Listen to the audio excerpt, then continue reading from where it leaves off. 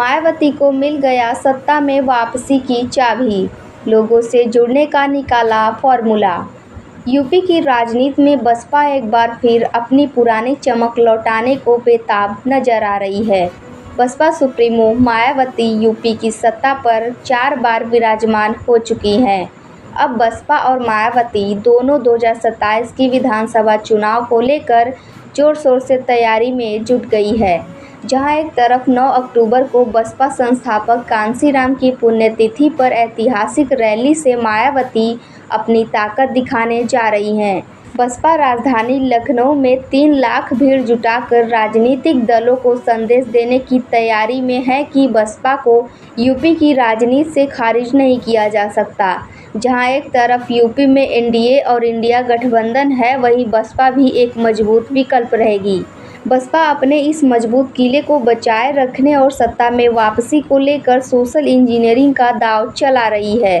Party के सूत्रों के अनुसार बसपा प्रमुख मायावती 9 अक्टूबर को 2027 के चुनावी रणनीति का औपचारिक आगाज करेंगी। बसपा 2007 की तर्ज पर सोशल इंजीनियरिंग की बिसात बिछाने की कवायद तेज कर चुकी है। बसपा में भाईचारे कमेटी का पुनर्गठन किया गया है करेगी।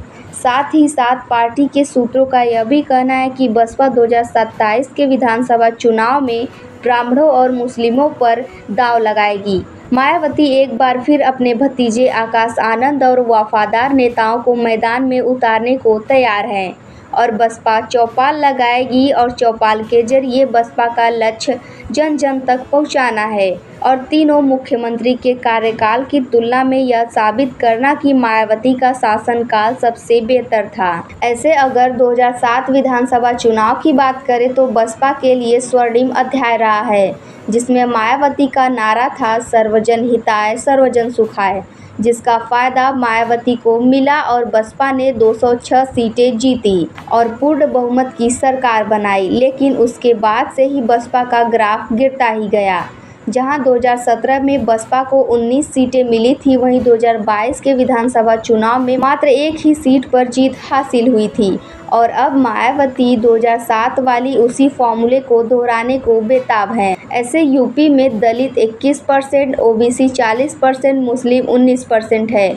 अगर ये एकजुट हो जाएं तो भाजपा और सपा का गणित बिगड़ सकता है। वहीं पर बसपा नेताओं का कहना है कि बिहार चुनाव के बाद यूपी में आकाश आनंद की भी सक्रियता बढ़ेगी। पार्टी के कार्यकर्ता घर घर जाकर लोगों से संवाद करेंगे।